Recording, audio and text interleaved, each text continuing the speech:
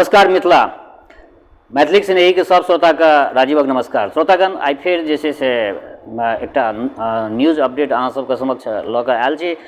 अखन एहिसँ पहिले देखबे केलिए अहाँ जे अखन जे छै से की कोशीके तांडव अपना सबके देखैमे आयल हँ। एहिठमा जमालपुर आ किरतपुर के बीच में भूभोल गाँव के सामने जे छै से कोशी के पश्चिमी तटबंध टूटले।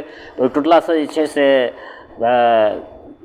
बीच में दुनू बांध के बीच में कमला बलान के पूर्वी तटबंध आ कोशी के पश्चिमी तटबंध के बीच में जे भी गाँव छै सब गाँव जे छै से अस्त व्यस्त भेल छै।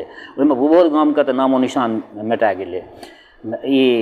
ओ गाँव के जे छै से आब नक्शा पर में फेर से आने में जे छै से बहुत समय लगतै। एहि दुआरे जे ओहिठमा पता लागल हँ जे कएक गोट एहन बिल्डिंग जे 2 मंजिला बिल्डिंग छलै ओ 2 मंजिला बिल्डिंग गिर पड़लै, भासि गेलै, टेरेसलेस छै, ओहिठमा किछु नहि छै। तऽ ई विकराल रूप जे कोशी एहि बेर लेलकै हँ, एकर कारण की? कारण तऽ सबसँ पहिला कारण हम अहाँ सबगोटा बुझै छियै जे बिहार जे छै, बिहार नदीके जालसँ, बिहारमे नदीके जाल छै, नदीके जाले छै। बिहारमे एकटा नदी नहीं छै, बहुत सारा नदी छै। एम्हर अहाँके वीरपुरमे जे ई कोशीके बैराज छै ओहिठमा 56 फाटक खोलल गेलै। आ पश्चिमी चंपारणमे सेहो ओहिठमा गंडकके जे फाटक छै ओकरो खोलल गेलै। तऽ पश्चिमी चंपारणसँ जे छै से पश्चिमी एरिया जे छै बिहारके ओ प्रभावित भेलै हँ। आ कोशीके जे 56 फाटक खोलल गेलै एहिसँ जे छै से एकर पूर्वी तटबंध जे छै, पूर्वी एरिया जे छै बिहारके ई खूब बुरी तरहसँ प्रभावित भेलै हँ। एहिमे जे छै से सुपौल अररिया जिलाके सेहो बुरा हाल छै। उम्हर फ्लड इफेक्टिव जे छै बान्हक पेटमे जे छै गाँव सब, ओहि सब गाँवके तऽ हाल खराबे छै। परञ्च जे ई जे टूटलै हँ एहिठमा, एहिसँ जे छै से बहुत भयंकर की कहि सकै छियै एकरा, हृदय विदारक ओहिठुमका सीन छै। देखऽवला सीन नहीं छै, देखबै तऽ धैर्य नहीं रहत।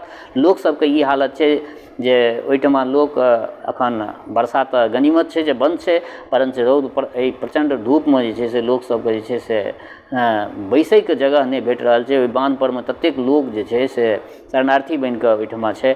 अखन किछु स्थानीय व्यवस्थाके तरफसँ जे छै से ओहिठमा किछु व्यवस्था कयल जा रहल छै। हम ई एकटा बात श्रोतागण सब गोटाके सामने आइ राखऽ चाहै छी। अपन गवर्नमेंट, चाहे जे केओ भी गवर्नमेंटमे छथि, चाहे बिहार सरकार होइत या केंद्र सरकार होइत, हमरा कहैके मतलब भोज कालमे कुम्हर रोपनाइ ई कोनो नीक बात भेल? ई तऽ कोनो नीक बात, ई सॉल्यूशन नहीं भेल। अहाँ कोशीके तटबंधके जे छै से पहिनेसँ दुरुस्त बनैबतियै। अहाँ बुझै छियै जाहिठमासँ ई वीरपुरमे जे बैराज छै 56 गो फाटक छै, 56 गो फाटक जखन खुललै तऽ पानि जखन ओतऽसँ डिस्चार्ज होबऽ लगलै तऽ 18,000 क्यूसेक पानि, 18,000 क्यूसेक पानिके मतलब भेलै जे हर सेकेंड 5 लाख लीटर पानिके ओहिठमासँ डिस्चार्ज भेनाइ शुरू भेलै। तऽ ऑब्वियसली एहिठमा भूभोल लग जे टूटलै हँ से टूटलै हँ नहीं, पानि पहिने ओवरफ्लो केलकै, पानि ओवरफ्लो भेलै। ओवरफ्लो भेलाके बाद जे छै से ओ बान्हके लेने देने भासि गेलै। तऽ ई हालत जे छै से एना कतेक दिन? हमर ई एकटा आइके जे ई हम लघु एपिसोड न्यूजवला हम अहाँ सबके समक्ष राखि रहल छी। हमर एके गो सवाल जे एना कतेक दिन? एकर तऽ कोनो ठोस निर्णय पर में गवर्नमेंटके अयबाक चाही। तटबंधके अहाँ जे छै से बढ़िआँसँ रिपेयरिंग करियौ, हर साल तटबंध परमे निगरानी रखियौ। जहन नदीके अहाँ एकटा सीमित दायरामे बान्हि देलियै हँ तऽ ओकरा तऽ मजबूती रखबै ने।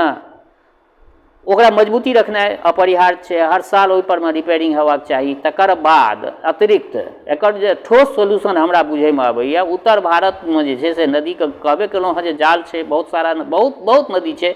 नदीके नाम जे गिनबऽ लागब तऽ 2-3 मिनट टाइम लागि जायत नदीके नामे गिनबैत।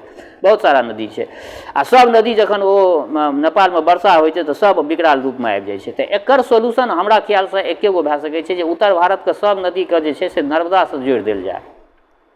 नर्मदा ओहिनो सुखायल रहै छै, नर्मदा नदीसँ अगर उत्तर भारतके सब नदीके जोड़ि देल जेतै तऽ हमरा ख्यालसँ सब समस्याके निराकरण भऽ जेतै। नर्मदा नदी एतेक विशाल नदी छै आ ओहिठमा ओम्हुरका लोकके जे छै, दक्षिणके लोकके जे छै से बहुत पानिके दिक्कत होइ छै। तऽ ओहि नदीमे यदि अहाँ एकरा जोड़ि दै छियै कोनो भी विधिसँ, तरीका चैनल निकालि कऽ, अहाँके जेना कोशी गंगा मिलै छै तऽ गंगासँ एगो चैनल निकालि कऽ नर्मदामे जोड़ि दियौ ओकरा। ई नहि भेल एकटा ठोस निर्णय। एहि ठोस निर्णय पर में गवर्नमेंट के आबऽ पड़तनि, चाहे जे केओ भी गवर्नमेंट छै, चाहे मोदी सरकार होइत वा बिहार राज्य में नीतीश कुमार के सरकार होइत, हिनका सबके एहि चीज पर पहल करक चाही। कोनो भी देखियौ, prevention is better than cure. हम डॉक्टर छी, हम सब गोटाके इएह सलाह दै छी जे इलाजसँ बेहतर रोकथाम हेबाक चाही। पहिनहिएसँ रोकथाम कए देबै, इलाज करैके नौबत किया हेतै? तऽ ई सब चीजके सबगोटा ध्यानमे रखैत जे छै से एहिपरमे जे छै से सबगोटा सरकारके संज्ञानमे दियौ। फेसबुक पर में सब गोटा एक्टिव रही छी, फेसबुक पर में लिखियो गवर्नमेंट के एहन तरह के बात सब रखियो जे हमरा उत्तर भारत के जे भी नदी है सब पर में तो पहिने तो ठोस पुल मतलब ओकर बांध के हमेशा हर साल नवीनीकरण करियो, रिपेयरिंग करियो। कहियो कहिया बनलै, बहुत पुरान ई कोसी बांध छै, हमरा सबके यादो मतलब जन्मो तन्मो नहीं भेल छलै ताहि टाइम में कोसी बनल छलै। आ ताहि पर तकरा जे छै से ओही रूपमे रखने छियै। अहाँके पता अछि जे ओतऽसँ एक दिनमे पहिला दिन जब 56 फाटक खुललै तऽ 6 मतलब ततेक पानिके डिस्चार्ज भेलै ओ 56 फाटकसँ से ओ ततेक क्यूसेक पानि निकलि गेलै जे हर सेकेंड 5 लाख लीटर पानि ओहिठमासँ डिस्चार्ज होबऽ लगलै। तऽ ओ ऑब्वियसली एहन स्थिति बनि गेलै जे बैराजोके ऊपरसँ जे छै से पानि बहऽ लगलै, इहो स्थिति बनल छलै। तऽ एकरा सबके जे छै से ठोस एके गो हमरा ख्यालसँ ठोस इएह एकर जे छै से सोल्यूशन निकलै छै जे अपना उत्तर भारतमे जे भी नदी छै, जतेक भी नदी छै, सब नदीके जे छै से नर्मदासँ जोड़ि दियौ। नर्मदासँ जोड़ि देबै सबटा सोल्यूशन निकलि जेतै। आ एकरा जे एना केने छियै पूरा पानि जे छै से कखनो पटना शहर, कखनो भागलपुर शहर, कखनो मुंगेर, कखनो दरभंगा, कखनो मधुबनी, कखनो गाम घर एकदम भासैए। आब कहियो जे ओहिठमा भूगोल गाँवमे जे छै से 2 मंजिला बिल्डिंग सब जे छै से भासि गेलै, ट्रेसलेस छै, ओ गाँव एकदम बिल्कुल लापता छै। एहिमे कतेक जान मालके क्षति भेल हेतै सोचि सकै छियै। संपत्तिके तऽ छोड़ू, जानो मालके क्षति भेल हेतै। तऽ ई सब परमे सब गोटा ध्यान राखू। आ बाढ़िके समय छियै तेँ लए कऽ सब गोटाके एके गो बात कहब जे बाढ़िके समयमे तैरनाइ सबके लेल जरूरी छै। तऽ तैरनाइ सिखियौ सब गोटा, ई हमरा तरफसँ एकटा स्पेशल मैसेज। हमसब जे टाइममे पढ़ाइ लिखाइ करै वला अवस्थामे छलहुँ, हमसब खूब तैराकी करै छलहुँ। आ अहाँ सबके बहुत हर्षित भऽ कऽ हम बता रहल छी जे हमरा सबके तैराकी एतेक बढ़िआँसँ अबैए जे केहनो प्रचण्ड बाढ़िमे यदि हमसब हेल जेबै, 2 गोटा सङ्गी रहबै तऽ केहनो धारामे हमसब एहि पारसँ ओहि पार कए सकै छी। हेलैके तरीका आबैए हमरा सबके, हमरासब हेलनाइ जनै छियै। तऽ ई नहि कहै छी जे बाढ़िमे हेलनाइ सीखू। शहरमे रहै छी तऽ स्विमिंग पुलमे अहाँ जे छै से तैरनाइ सिखियौ। तैरनाइ बहुत जरूरी छै। एखन जकरा हेलऽ आबै छलै ओ नहि डूबल हेतै, डूबल वएह हेतै जकरा हेलऽ नहि अबै छै। आइ काल्हिक धियापुताके लेल हम एकटा नवका मैसेज दए रहल छी जे धियापुता अहाँ सबके हेलऽ नहि अबैए, इहो एकटा जे छै से बहुत पैघ कला छियै। एकरा जे छै से सिखियौ, हेलनाइ बहुत जरूरी छै।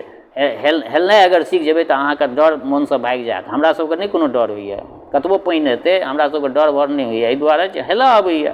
अरे भाई कतेक दूर पानि भसैमे, कतहु ने कतहु तऽ जगह भेटबे करतै ने। पानि पर पड़ि रहबै भासल जेबै। हेलऽ तऽ अबैए ने, पड़ि रहबै भासल जेबै। तऽ एहि सब बात परमे सब गोटा ध्यान दियौ। आ धियापुताके लेल ई मैसेज हम देलहुँ हँ एखन। तऽ अंतमे सिर्फ एके गो बात कहै छी हमर श्रोता, चाहे गाँवमे रहै छी वा प्रदेशमे, देशमे रहै छी वा विदेशमे, जतऽ कतौ रहै छी, स्वस्थ रहू, निरोग रहू, अपना आचरणके पवित्र बनेने राखू। माता जनक नंदिनी जगदम्बा माँ वैदेही कृपा सदिखन अहाँ सब पर बरसैत रहै। शुभकामनाक संग जय मिथिला, जय मैथिली।